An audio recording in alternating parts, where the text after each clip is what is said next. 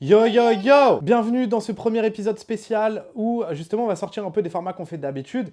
Pour faire les tops et flops de 2019, comme vous avez pu le voir dans le titre, on va trigger pas mal de monde. Mais avant, j'aimerais un peu faire une petite intro, vous expliquer 2-3 trucs. La première chose, c'est que vous allez voir, parfois, il n'y a peut-être aucun sens entre les films et tu peux avoir des films extrêmement différents. Et c'est un peu ce qu'on a envie de faire partager sur cette chaîne, c'est de casser l'idée que le cinéma, il pourrait appartenir qu'à une caste.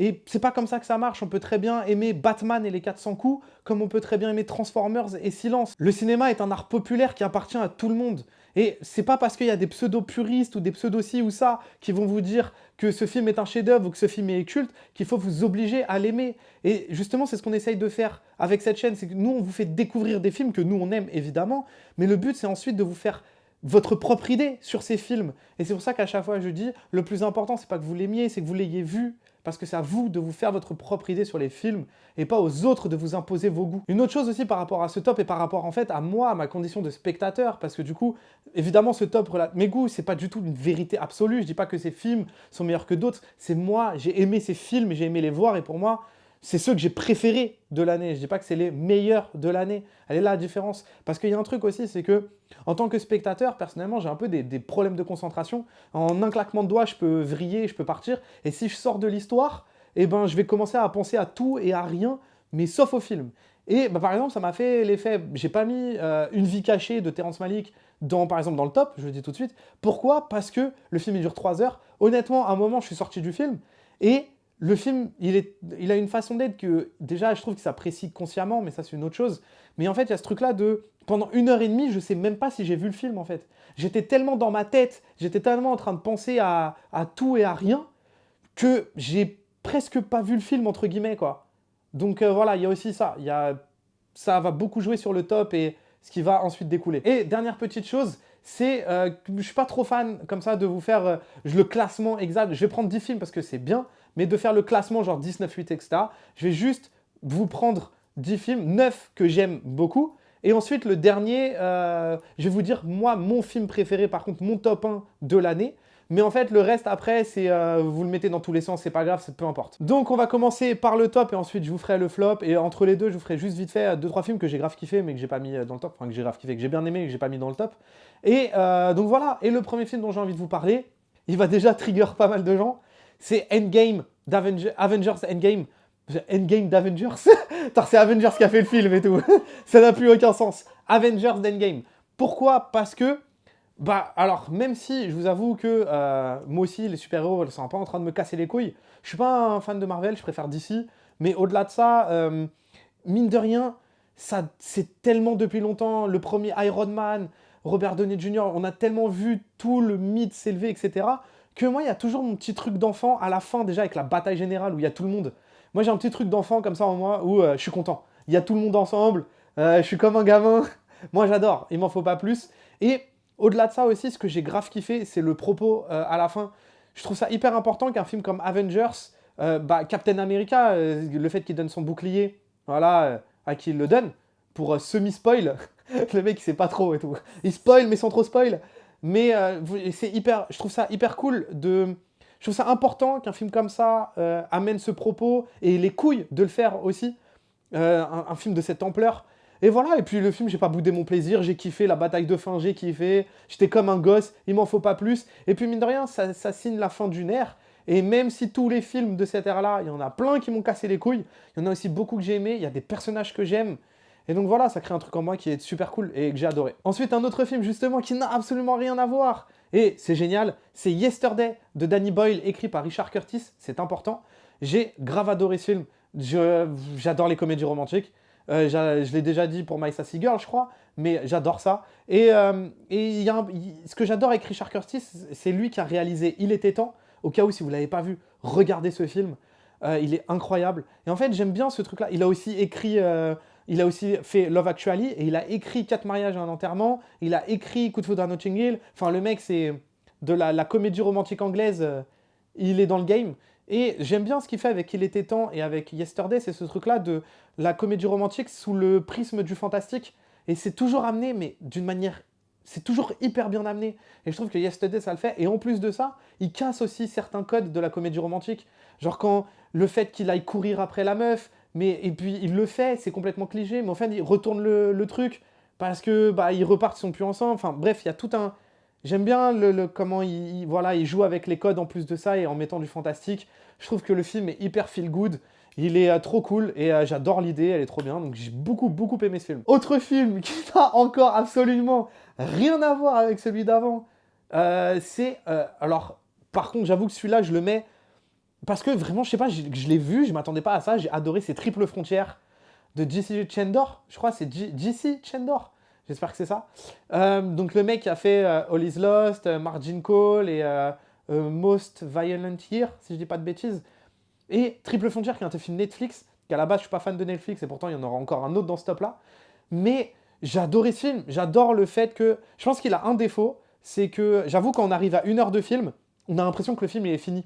Et en fait, le film, il est construit sur un 3 actes, mais pourtant, on le vit comme un 2 actes.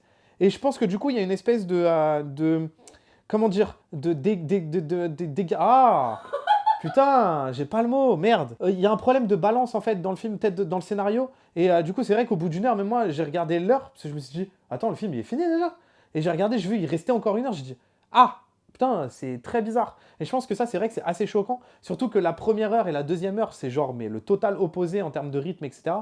Mais j'adore ce film.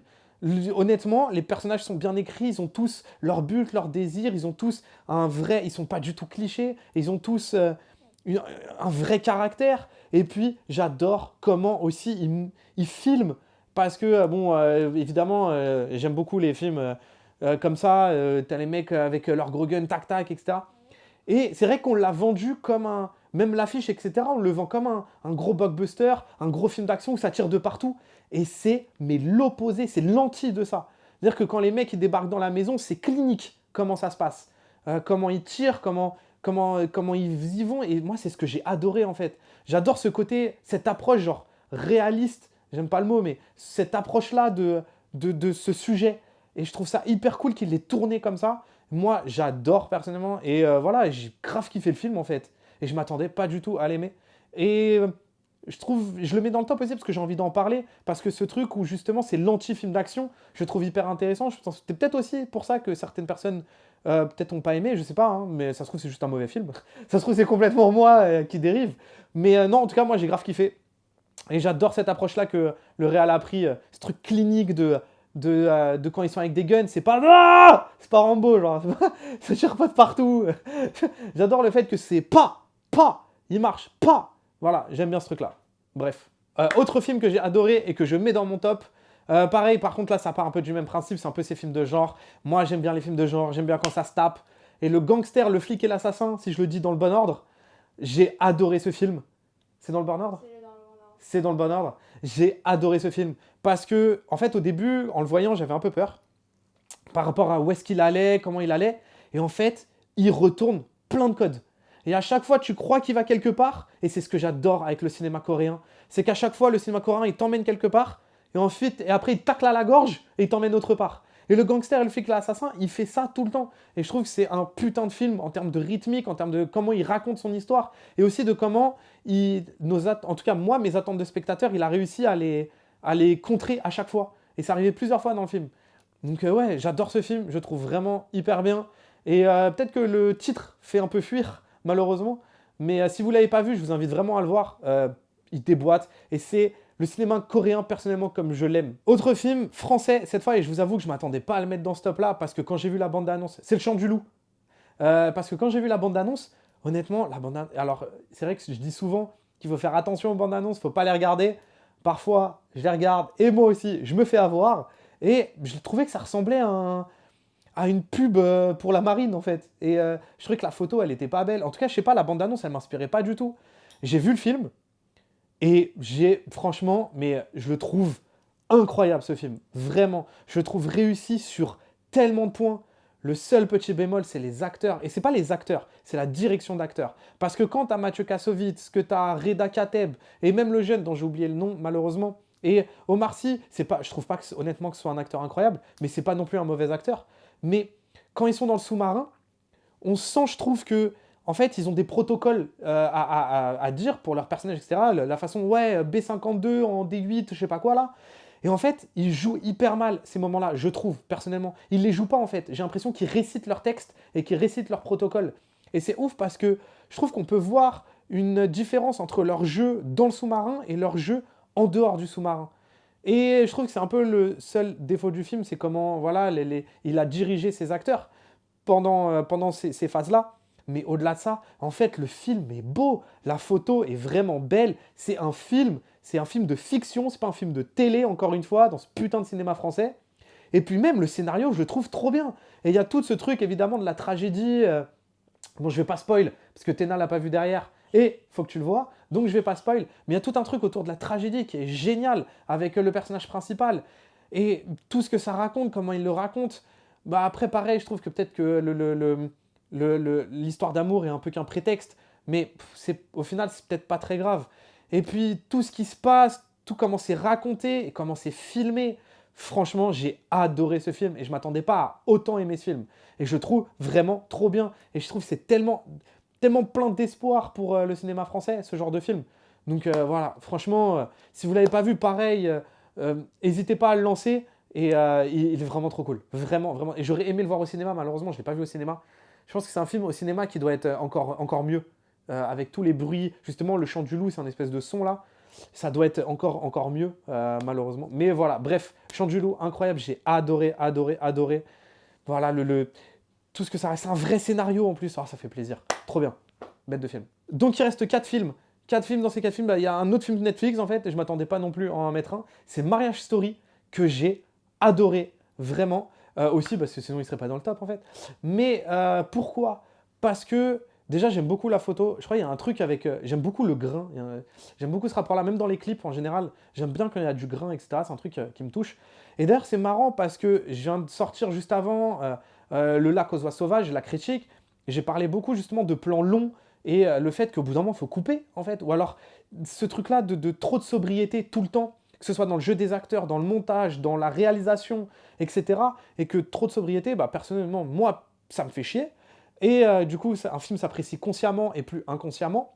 Mais la Marriage Story, justement, c'est ce truc-là de... Il y a aussi des plans longs, des plans qui prennent des plans séquences, des trucs qui prennent leur temps, mais c'est contrebalancé par le jeu des acteurs. Ils sont tellement intenses, que ce soit Scarlett Johansson ou comment il s'appelle déjà, Adam Driver. Leur jeu est tellement intense que justement ça transpire, on oublie un peu justement presque la réal laisse vivre ces personnages. Et du coup, c'est pas du tout ennuyant parce que du coup, on est plongé dans cette histoire. Et au-delà de ça, j'aime beaucoup ce que ça raconte. Ça me parle, ça me touche. Justement, qu'est-ce que c'est qu'aimer en fait?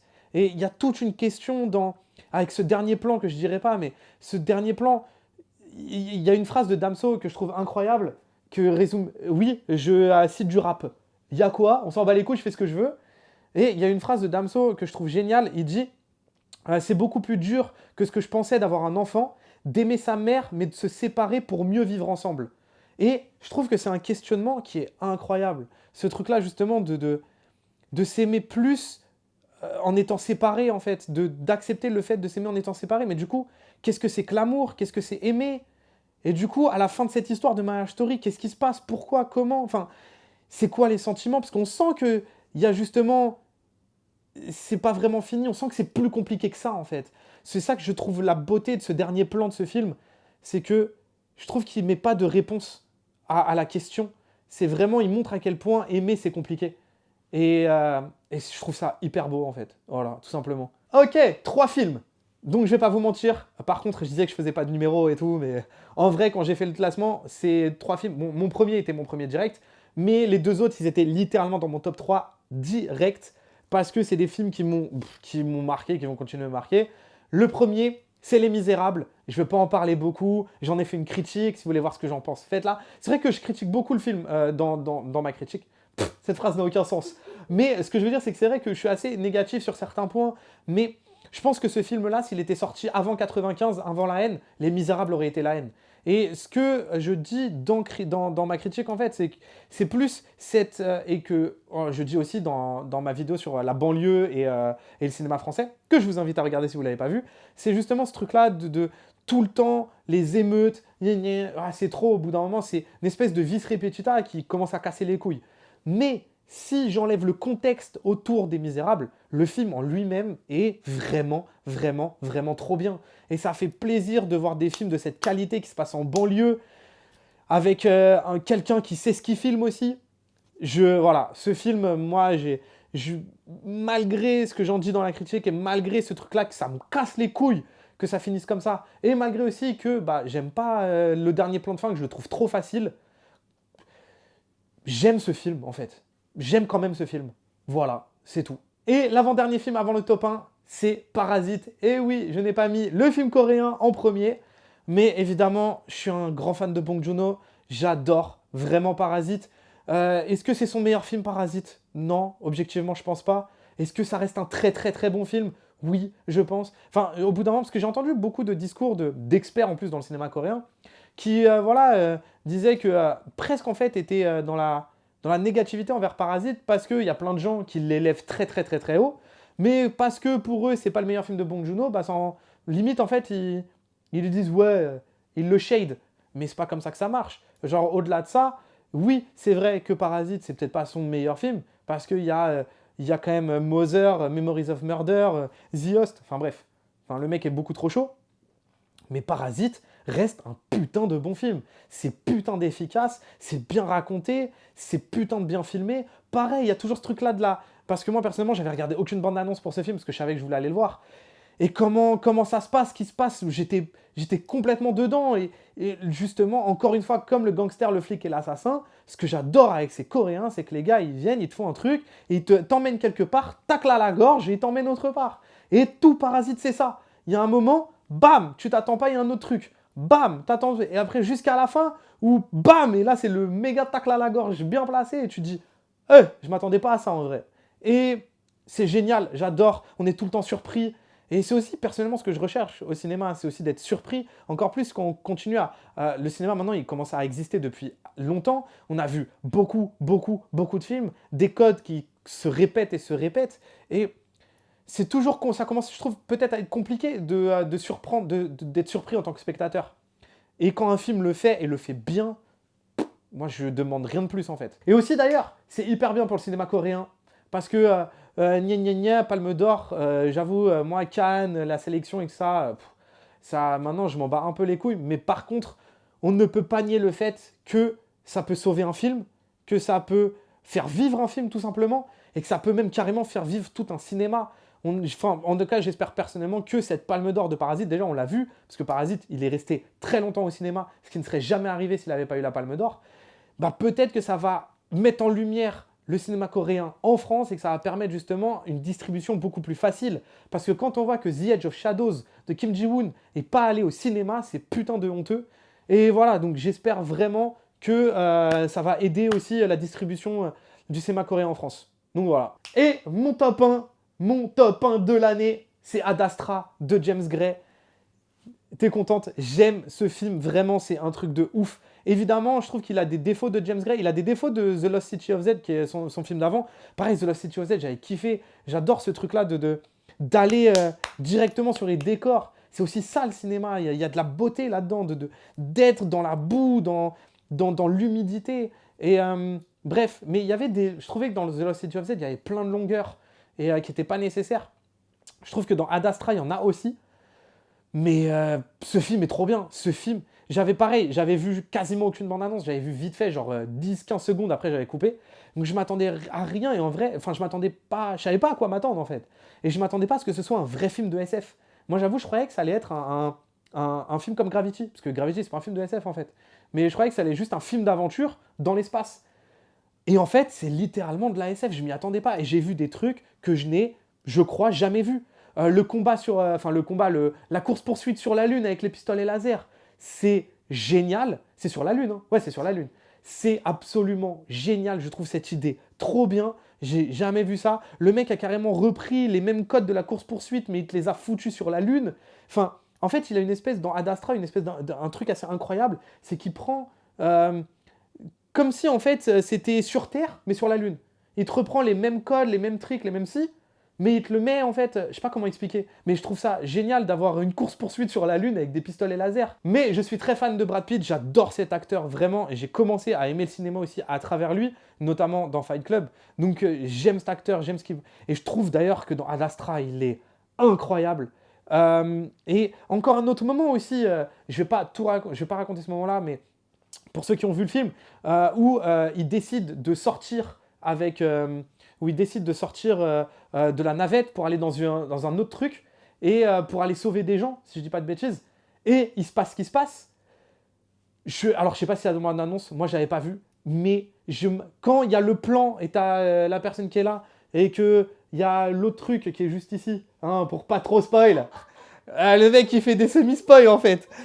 Mais bref, quand ce moment arrive, mais personnellement, je m'attendais tellement pas à voir à ce que ça se passe comme ça, en fait. Je trouve ça génial, je trouve que l'idée, elle est incroyable. Et c'est ce que je vous racontais juste avant sur Parasite, c'est ce truc-là d'être surpris.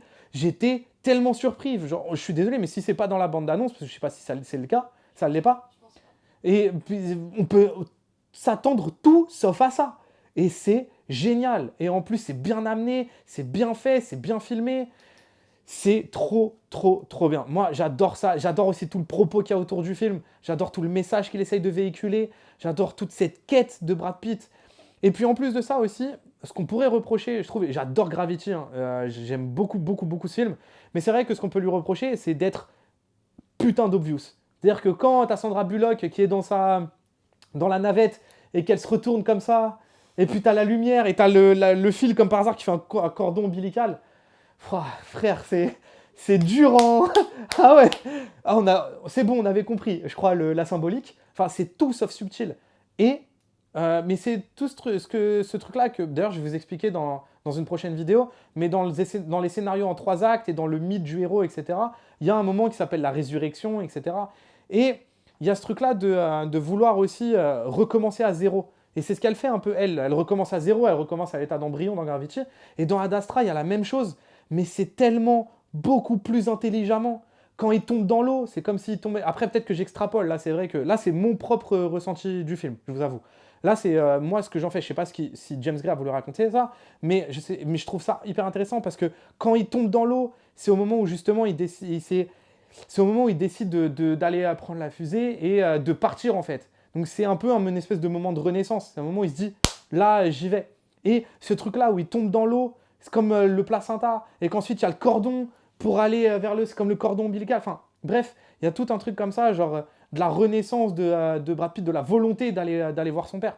Je trouve ça 1 million de fois mieux amené, parce que, bon, sauf si c'est pas ce que James Gray a voulu dire, mais je trouve ça 1 million de fois mieux amené, et je trouve ça beaucoup plus subtil et intelligent.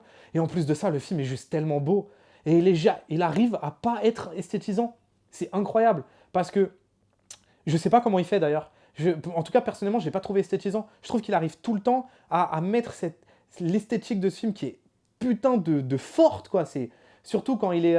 c'est où qu'il est? Sur Mars ou sur la Lune? C'est quand il est sur Mars, je crois.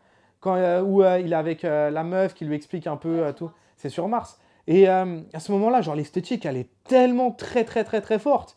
Ça aurait pu être mais esthétisant 1 million de fois. Et je trouve que ça ne l'est pas du tout. Je trouve que, pareil, James Gray, il a réussi à créer une atmosphère autour de son film, une esthétique autour de son film, et qu'il a réussi à créer justement un univers et une cohérence.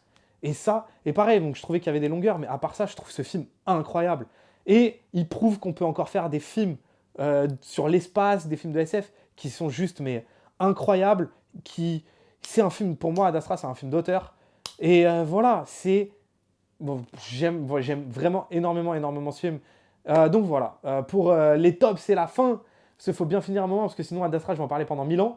Et je vais encore bégayer, parce que je vais pas spoil, mais je vais spoil. Ça n'a aucun sens. Bon, je suis un sombre connard, parce que dans ce top, j'ai oublié un film incroyable. En plus, un film dont j'aurais kiffé vraiment parler, c'est Vice, avec Christian Bale. Et ce film m'a marqué quand je l'ai fait de semaine en semaine. Il continue de me poursuivre. Je l'ai vu il y a un mois et il continue de me poursuivre encore. Plein de questionnements. Évidemment, Christian Bale est incroyable dans le film. Mais ce plan de fin, enfin déjà tout ce que le film raconte, et puis ce plan de fin avec ce que le personnage Dick Cheney dans le film raconte justement dans ce plan de fin, enfin, c'est un truc qui me poursuit. C'est plein de questions que je me pose en plus en ce moment. Et ouais, enfin, je trouve ce film incroyable. Et puis même ce qu'il a voulu faire en plein milieu du film, de mettre les crédits là, je sais que ça en a perturbé certains. Moi, j'ai grave kiffé. Et j'aime bien le fait qu'il ait osé faire ça aussi, dans un film qui paraît aussi sérieux, biopic, etc. Genre, le mec, il te place des espèces de blagues. C'est complètement osé. Je comprends que ce soit déroutant d'ailleurs. Mais enfin voilà, bref, j'aimerais en parler 1 million d'années de ce film, mais je vais m'arrêter là, parce que vu que c'est en voix off, c'est claqué. Et il y a plein d'autres films aussi, juste après, je voulais parler des films que j'ai kiffés, et j'ai oublié 2 films, j'ai oublié La Mule, que j'ai adoré, que j'ai failli mettre dans le top, tellement j'ai kiffé, je le trouve incroyable. Clint Eastwood, toujours autant un kiff. Et puis Séduis-moi si tu peux, c'est con. J'adore Seth Rogen, Charlize Theron. Moi, ça va très bien. En plus, il y a des idées dans le film qui sont trop cool, je trouve. Donc voilà. Et puis, bref, de toute façon, je vais m'arrêter là pour la VOF, parce que c'est pétos. On reprend le fil de la vidéo, à tout de suite. Avant de passer au flop, avant de vous raconter un peu ce que moi j'ai pas aimé, je vous parlais aussi un peu des films, justement, que j'ai aimé et que j'ai pas mis dans le top, mais que j'ai aimé, donc du coup, je vais pas parler 1 000 ans, pendant 1000 ans. 1 000 ans. Je vais pas parler pendant 1000 ans, hein. Et le premier, donc c'est Douleur et Gloire, je vous en ai parlé dans la critique juste avant. J'ai vraiment adoré ce film, mais de là à le mettre dans un top, personnellement non en l'occurrence, mais bon, à part le fait, ouais, je trouve que la lumière, ça a fait un peu telenovela parfois, mais à part ça, le montage, le rythme, Antonio Banderas et même les acteurs en général, ils sont incroyables. Et j'aime beaucoup aussi ce montage alterné de flashback, mais au final qui est un montage alterné. Voilà, ça va encore trop en dire. J'aime beaucoup le plan de fin, en fait, ce que ça raconte, tu vois. Genre, et je trouve ça vraiment génial, c'est hyper intelligent. En fait, je trouve vraiment ce film assez intelligent. Et j'ai pas vu les 2 heures passer, c'est un truc de ouf. Et je m'y attendais pas du tout, justement. Donc j'ai adoré Douleur et Gloire. Passons, bref, le prochain aussi dont j'aimerais vous parler, c'est Diego Maradona. Un documentaire qui est sorti sur Diego Maradona, c'est par les mecs qui ont fait Senna. Et j'ai pas vu Senna. Le documentaire est génial. Si vous aimez le foot, même si vous aimez pas le foot en fait, parce que en vrai, le documentaire raconte aussi beaucoup Naples. Parce que Diego Maradona, il a joué pour Naples. Et du coup, ça raconte beaucoup la Camorra, ça raconte beaucoup la mafia, ça raconte beaucoup Naples. Et personnellement, moi, je suis beaucoup allé là-bas en enfance. Donc, c'est vrai que moi, ça me touche particulièrement. J'aime beaucoup toute l'histoire qui est autour de Naples, etc. Mais c'est hyper bien raconté, c'est trop bien. Et c'est que des images d'archives, donc c'est pas des gens qui donnent des propos à d'autres. Le travail est monstre. Donc bref, Diego Maradona, incroyable documentaire, regardez-le, il est trop bien. Ip Man, Legacy Master Z. Master Z. Ce titre est absolument ridicule. Si vous aimez les films de Kung Fu, regardez ce film-là. C'est réalisé par Yuen Woo-ping, l'un des plus grands chorégraphes, réalisateurs de Kung Fu ever. En l'occurrence, pour son fait d'armes le plus connu, c'est le chorégraphe des combats de Matrix. Mais à Hong Kong, il a fait beaucoup de films. Il a fait beaucoup de coordination de combats et de cascades en Chine. C'est un énorme, énorme nom. Voilà, je crois que c'est lui aussi qui a fait Tigre et Dragon d'ailleurs, si je dis pas de bêtises. Bref, grand nom. Et c'est lui qui a réalisé ce Hitman. Voilà, et ça mange pas de pain. En termes de combat, par contre, c'est trop stylé. Il y a Dave Bautista du catch qui surjoue pas du tout, je trouve. En plus, je sais pas, je le trouve assez cool le film, je le trouve hyper agréable. En plus, Hitman, le 2, je trouve que le mec, au final, je parle beaucoup trop, alors que c'est des films où je suis pas censé parler beaucoup. Bref, regardez Hitman, franchement, il est trop cool. Si vous aimez les films de Kung Fu, regardez-le. Il est bien réalisé, il y a des bonnes idées. Le Yuen Woo-ping, il essaye de créer des choses et tout. Donc voilà, bête de film. Enfin, moi, j'ai adoré. J'ai pas boudé mon plaisir, en tout cas. Et je crois que j'ai un dernier film à vous en parler. Je vais faire Trigger du monde. C'est Six Underground de Michael Bay sur Netflix, qui est complètement con, mais que j'ai absolument adoré. Pourquoi? Parce que déjà, il y a un truc que je kiffe, c'est que dans les films, dans les blockbusters, etc., on ne montre jamais, on détruit des immeubles, on fait des courses-poursuites avec des voitures qui volent, et on montre jamais en fait les dégâts collatéraux. Parce que la voiture qui vole, ça se trouve, c'est un civil qui clame. Et dans Six Undergrounds, déjà toute la scène du début, c'est que ça. Et je trouve ça hyper intéressant que Michael Bay, il a voulu filmer les... Ça rend le film hyper violent, en fait, je trouve. Encore plus violent comment dire, que la violence elle-même, quoi. C'est parce que de voir des gens qui ont rien demandé se faire tuer, et il filme grave les dégâts collatéraux et tout, et c'est hyper rare dans ce genre de blockbuster, et du coup, c'est hyper intéressant, je trouve. Et il a fait joujou avec des explosions et plein de trucs, et puis ça s'arrête là. Mais ça se ressent, et du coup, je trouve que son enthousiasme à faire l'enfant, c'est agréable, en fait, je trouve qu'il se retrouve dans le film. Donc voilà, Six Undergrounds, Michael Bay, on aime les explosions. Donc on va passer au flop. Pareil, les flops, je vais essayer d'aller un peu vite, parce que c'est vrai que là, c'était assez long, et c'est pour tirer sur l'ambulance, c'est pas très intéressant. Enfin, tirer sur l'ambulance. Enfin, il n'y en a pas beaucoup. Genre Terminator. Voilà, Terminator Dark Fate, premier flop. Pourquoi? Parce que, en fait, c'est pas que je m'attendais à mettre ce film dans un top. Moi, j'adore Terminator. Tu me remets Sarah Connor. Tu me remets Arnold Schwarzenegger. Moi, je veux juste aimer le film bêtement. Je veux juste ressortir, avoir passé un bon moment. C'est tout. Et là, mais j'ai même pas passé un bon moment. Je me suis fait mais tellement chier. Franchement, c'était mais insupportable, limite, comme séance. Donc c'est pour ça que je le mets dans le flop, parce que c'est un film que j'aurais juste voulu kiffer. Et en fait, il est littéralement insupportable, je trouve, ce film. Il est complètement con, bête, il est... mais dans le mauvais sens du terme. Donc bref, donc déjà, premier flop. On va trigger des gens. Once Upon a Time in Hollywood. Pour moi, c'est un flop total. Je me suis fait chier sa race. J'ai trouvé aucun intérêt à ce film. Je trouve pas que Leonardo DiCaprio, je le trouve effacé, même s'il joue un rôle de quelqu'un d'effacé. Je sais pas, je trouve que il manque un truc. Je trouve que Brad Pitt lui vole la vedette. J'ai beaucoup aimé la fin, parce que j'aime bien comment c'est tourné, comment même il joue avec les genres. Espèce de comique, violence et tout. Je sais pas, il y a un mélange de genres qui est assez intéressant. À ce qui paraît, le truc de Bruce Lee, je vous avoue comment il m'a mis la haine. Oui, à ce qui paraît, Bruce Lee était comme ça. Je sais pas, il y a un truc où, quand on voit un peu comment il dépeint le Japon dans Kill Bill, ou etc., j'ai l'impression qu'il voit juste la culture asiatique à travers le cinéma, à travers les films, à travers une espèce de vision romancée et fantastique, et qui n'est pas la vérité, en fait. Et ça, personnellement, ça me dérange. Après, du coup, c'est vrai que je pars un peu perdant, parce que vu que Tarantino me casse les couilles, c'est vrai que mais je suis quand même allé en mode, hey, tout le monde, j'ai plein de potes qui m'ont dit franchement il est cool. J'ai dit bah vas-y, ça se trouve il est cool, tu vois. Moi ça me ferait plaisir d'aimer un film.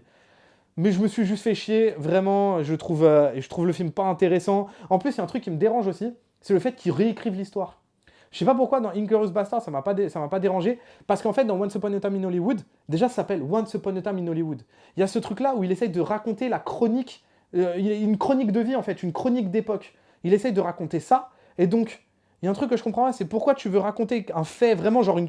Parce qu'Inglourious Basterds encore c'est, on va dire, c'est totalement fantasmé du début à la fin, même avec le titre, etc. Là, il y a vraiment une volonté de raconter le cinéma de cette année-là, de ces années-là. Et mine de rien, il veut raconter ça, mais en même temps, il change l'histoire. Donc, sur quelle prise je dois regarder? Enfin bref, moi, ça me dérange. Ça, où est la fiction et la réalité? Je sais pas, je suis peut-être trop pragmatique, hein, c'est possible. Bref, j'ai pas aimé. Je vais passer vite fait aussi sur deux films dont j'ai fait des critiques et vous savez que j'ai pas aimé. Joker, que j'ai pas aimé, et The Irishman, que j'ai pas aimé, que pour moi sont des flops. Je me suis fait chier. Il y a des trucs intéressants dans les deux films, ça en fait pas pour moi des bons films.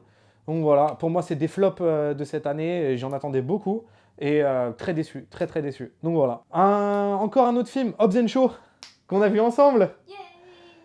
Quelle horreur, mon Dieu. Alors encore une fois, ouais, moi je peux très bien aimer Akira Kurosawa, hein, je vous ai montré, hein, on peut aimer Vivre, etc. Ça m'empêche pas d'aimer les explosions, d'aimer The Rock et d'aimer Fast and Furious en fait. Et encore plus avec Jason Statham. Incroyable, moi je veux juste venir voir Jason Statham et The Rock casser des bouches, et après je suis content. Et putain, c'était insupportable. C'est un truc de... En plus, on l'a vu à Châtelet, et c'était... le son était tellement fort qu'au bout d'un moment, en fait, je pouvais même plus regarder le film. J'étais juste concentré, tellement concentré sur essayer de survivre avec mes oreilles, en fait, que mes oreilles survivent, en fait. C'était insupportable, je regardais même plus le film. C'était beaucoup trop fort, le film est con, le film est débile, le film est beaucoup trop long. Et encore une fois, il est con et débile, mais d'une manière très péjorative. C'est mal filmé, c'est chiant, c'est mal monté, il y a rien. Putain, en plus, il y a même Idriss Elba, bordel. Bah ouais, putain, je veux l'aimer, moi, ce film. Je veux The Rock et Idriss Elba, ils se mettent des... Ah, c'était nul à chier, sa mère. Putain. Ah, il m'a mis la haine, ce film. Pareil, je vais passer vite fait aussi sur... parce que je viens de faire la critique qui est sortie il y a 4 jours. Le lac aux oies sauvages. Comme j'ai dit dans la critique, j'ai franchement aimé Black Hole. C'est un film que j'ai beaucoup apprécié. Et donc, du coup, j'attendais le lac aux oies sauvages. Et la première heure est sympa. Mais la deuxième, moi, je me suis fait chier sa mère. Mais après, encore une fois, je vous invite à aller sur la critique pour plus de détails. Et Les Éternels de Jazanke, parce que A Touch of Sin, moi, j'avais kiffé. Enfin, c'était sympathique. C'est pas non plus un film que je mettrais dans mon top. Mais j'avais bien aimé, j'avais pas boudé mon plaisir. Mais Les Éternels, oh la douleur! Oh, c'était long! Oh putain, franchement, c'était pour moi, mais littéralement insupportable. En fait, au bout d'un moment, c'est encore une fois ce que j'explique dans la critique, je vous invite à aller la voir, mais c'est ce truc-là au bout d'un moment, de faire tout le temps des plans longs. Non! C'est au bout d'un moment, si tu sais pas quoi raconter, arrête de filmer. Au bout d'un moment aussi, le cinéma, c'est l'art du montage. C'est un moment dans Les Éternels, il y a des plans qui durent 1 million d'années, et au bout d'un, j'ai l'impression que parfois sa caméra, elle tourne, elle filme d'autres endroits. J'ai l'impression que même lui, il sait plus quoi filmer. Et je trouve que ça devient ridicule en fait. Et voilà, donc bref, moi personnellement, Les Éternels, je me suis fait chier, putain de chier de ouf.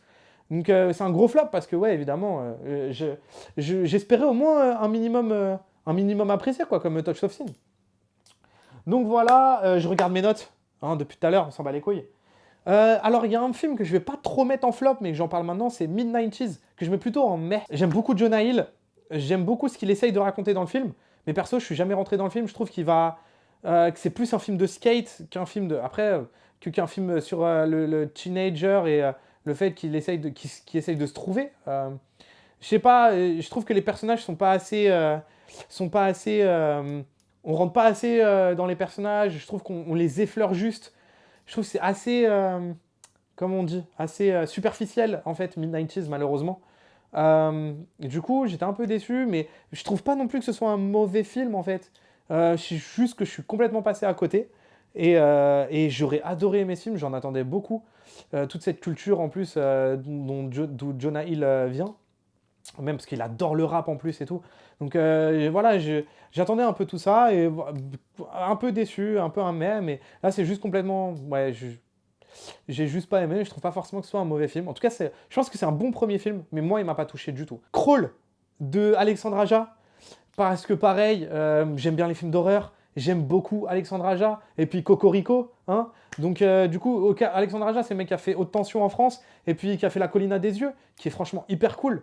Quand il est parti aux États-Unis, il a fait Piranha 3D, etc. Blablabla. Et bref, son dernier film, c'est Crawl, et j'espérais qu'il soit cool, en fait. Et d'ailleurs, apparemment, ses films préférés, c'est le film apparemment préféré de Tarantino en 2019. Quoi? En tout cas, franchement, personnellement, je me suis fait yesh. Je le trouve mal fait, filmé, mal joué, mal tourné. Je le trouve pareil, pas intelligent. Je suis ultra déçu par le film parce que j'espérais pareil. Je voulais kiffer, quoi. Alexandre Aja, etc. Et voilà, bref. Honnêtement, grave déçu par ce film. Vraiment grave déçu. Et c'est pareil, ça se voit peut-être un peu trop qu'il essaye de faire les dents de la mer. Et c'est un peu raté, quoi. Alors que ça n'a rien à voir. Déjà, au passage, vous attendez pas à un truc qui se passe, genre la majorité, une grande partie du film, si c'est pas la majorité, elle se passe dans une cave, en fait. Dans une cave où, justement, ils doivent s'accroupir et ils sont en PLS. Bref. Et le dernier film, donc, c'est ouais, The Dead Don't Die de Jim Jarmusch. Pourquoi? Parce que film de zombies. C'est cool, du coup. Parce que Bill Murray. Parce que même Adam Driver, moi j'ai un peu de sympathie pour ce mec, je trouve qu'il se fait un peu trop clasher après avoir joué Kylo Ren. Et c'est quelqu'un que, je sais pas, j'ai de la sympathie pour ce mec-là. En tant qu'acteur et tout, je le trouve pas forcément mauvais. Bref, le film est chiant sa mère. Putain, j'ai l'impression d'avoir dit ça pendant tous les flops. Oh là là, franchement, mais c'est un truc de ouf. Genre, il se passe littéralement rien. C'est juste du rien, en fait. Et au bout d'un moment, enfin, filmer rien, quel est l'intérêt? Enfin, si faire du cinéma, c'est filmer rien, ok, bah... S'il y en a qui trouvent leur bonheur là-dedans, tant mieux, hein, mais... ouah, non, moi, franchement, en tout cas, je me suis énormément fait chier. Je le trouve long, lent, il raconte rien. Non, voilà. Donc, clairement pas dans le top, dans le merde. Littéralement, bien gros flop, celui-là. Et je crois que c'est tout, hein. Après, il y a plein de films que j'ai pas vus, que j'aurais kiffé voir. Parce que j'ai pas eu le temps. En plus, avec les grèves, il y a plein de films que je voulais aller voir au ciné. Je voulais aller voir Le Traître, le film sur la Cosa Nostra. Et d'ailleurs, il y a un documentaire que vous pouvez voir sur Internet. J'ai oublié le nom, putain. Je sais plus sur quel. Je sais plus si c'était Arte ou quoi qui l'avait passé. Et en fait, c'est un documentaire en 3 parties qui raconte justement l'histoire de Le Traître. Donc vu que j'avais vu le documentaire, j'étais pas forcément parti tout de suite pour aller voir le film. En plus, je l'avais vu il y a pas longtemps. La Belle Époque aussi, que j'aurais kiffé voir. J'ai pas pu aller voir malheureusement, j'ai pas vu Green Book, j'ai pas vu La Portrait d'une jeune fille en feu encore, j'ai pas eu le temps malheureusement. Donc voilà, c'est un peu les films que j'ai pas vus, que j'aurais voulu voir, je crois que je dois en oublier encore, hein, mais bon, c'est pas très grave. À couteau tiré, ouais, apparemment qui est grave cool et que j'ai pas vu. Mais voilà, mais donc la semaine prochaine, on se retrouve avec un nouveau top, avec de nouvelles personnes qu'on va trigger, c'est incroyable, parce qu'on va faire le top décennie 2010-2019. Et pareil, vous allez voir qu'il y a des films qui n'ont aucun sens entre eux, mais c'est ce qu'on aime, hein, c'est génial. Allez, à la semaine prochaine, banks.